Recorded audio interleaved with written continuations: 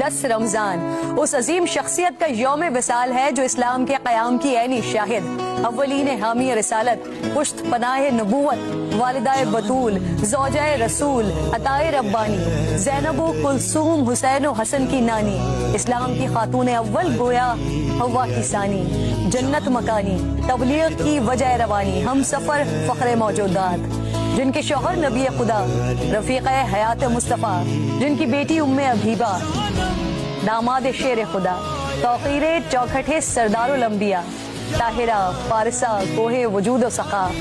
منبع پارسائی و تقوی، ناصرہ محسنہ خاتون حجاز، عقیلہ قریش، محسنہ اسلام، ملکۃ العرب، خدیجۃ الکبریٰ رضی اللہ تعالیٰ عنہا، جن پر آسمان سے سلام اترا،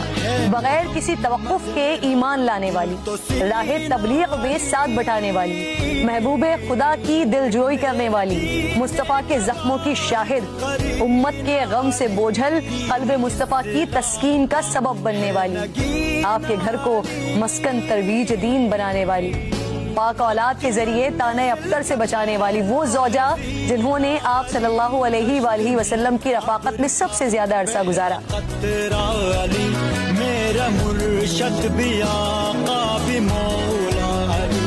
موتیوں کے مسکن کی ملکہ، سیدہ قریش، طاہرہ صدیقہ، ام المومنین، محبوب رسول خدا، محسن اسلام، اسلام کی پہلی خاتون اول، جنہیں سلام خود رب ذوالجلال نے کہا، جن کے مال کو رب کائنات نے اپنا مال کہا، جنہوں نے فرض سے پہلے کی نماز ادا، جنہوں نے بارگاہ رسول میں رکھ دیے خزانے تمام، جن کا سخاوت، جانثاری، عفت و پاک دامنی، دور اندیشی، صبر و استقامت میں کوئی ثانی نہیں تھا۔ آج خاتون جنت حضرت فاطمہ الزہرا رضی اللہ تعالی عنہا کی والدہ، سرداران جنت امام حسن و حسین کی نانی جان حضرت سیدہ خدیجۃ الکبریٰ رضی اللہ تعالی عنہا کا یوم وفات ہے۔ آپ ملکۃ العرب کہلائی۔ آپ کی حیات مبارکہ میں اللہ کے رسول صلی اللہ علیہ وآلہ وسلم نے دوسرا نکاح نہیں کیا۔ حضرت ابراہیم کے سوا تمام اولاد پاک اللہ نے آپ ہی سے عطا کی۔ غار حرا میں پہلی وحی کے بعد جو رسول خدا کی مددگار بنی وہ اماں خدیجہ تھی۔ آپ کو حوصلہ دیا، جنہوں نے آغاز اسلام کا مشاہدہ کیا وہ اماں خدیجہ تھی۔